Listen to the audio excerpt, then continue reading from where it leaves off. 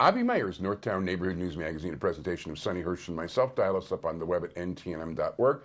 I'd like to thank my previous guest, Deputy Chief Bruce Rotner. I want to remind you about the Showroom, July 9th, and get involved in community policing in your neighborhood if it's available to you. So it is a pleasure to introduce, and this is the election's over. We're getting back to some of our favorite basic guests. The chief cook and bottle washer for Stand With Us in Chicago, and it's Peggy Shapiro. How are you? Hi, Avi. Good to be here. You too, and thank you so much for coming here. And tell us what's going on with Stand With Us these days. Oh, well, we are facing a major front of the war against Israel, and that is on our campuses. It's the war of misinformation, accusations, allegations, lies, propaganda, and we are attempting, and I think succeeding to a great extent, in shining a light in that darkness of misinformation on our campuses. No, it's true. And one thing I'd like to urge all you people to do is sign up on Facebook to like Stand With Us. The facts presented there are very different than the kind of stuff you hear out of people's mouths and some of the ridiculous things that are coming out of an increasingly unbelievable media. And where accuracy seems to be less and less important than it ever was. It's not only the media, it is the environment that facts don't matter.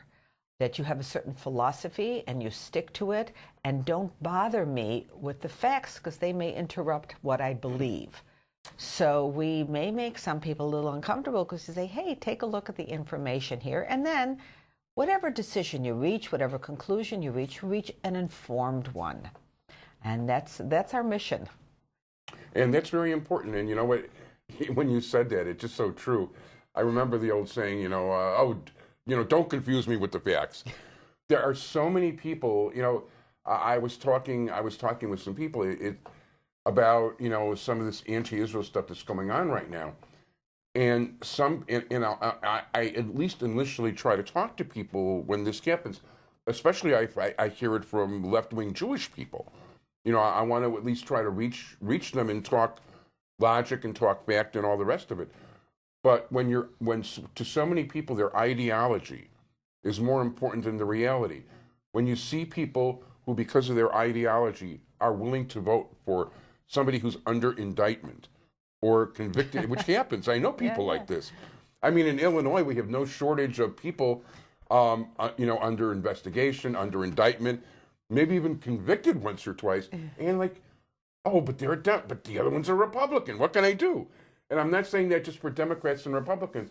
I think that applies to when you go on an ideologic bent without reason and without understanding what you're doing, you're creating the kind of dangerous situation, very dangerous situation.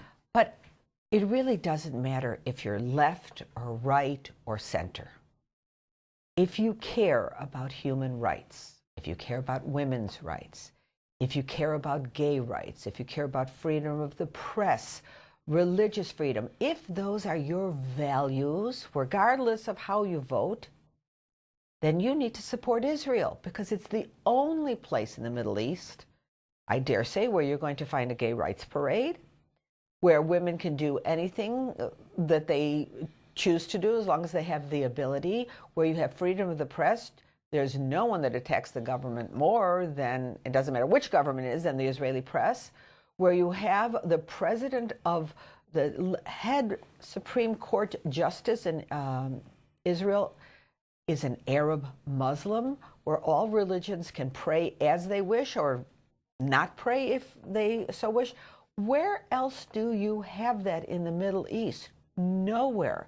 And so if you have very progressive values, you should be out front, on the line, defending and supporting Israel. 100%. And people don't even realize that prior to there being in Israel, Jews were not allowed at the Temple Wall. Not at all, not for quite a long time. And as a matter of fact, they call that a holy place right now, some of these groups. But the fact is that one of the gates was referred to as the Dung Gate, because they wanted to show their respect for Judaism and Israel by hauling all the waste of their animals and dumping it right by the Temple Mount. The Temple Mount, even right now, I think everyone in Israel agrees that if Muslims choose to worship there, that's fine. But it's a holy site for us, so we should also be given the same rights to worship there. But what I question is, if it's so holy and sacred a site for the Palestinians, why do they dump garbage there? Why are they playing soccer games there? I mean, that's not kind of what we would do if it's our most important holy site. No, that's very, very true, 100% true. And, it's unfortunately, if people really read the Quran, not that I really want to read it, but I have read some of it. The fact of the matter is that the word mitzvah, which most of you know mitzvah, Jewish or not Jewish, is like a good deed, something like something inspired from God, the Torah, good to your fellow person, good for society.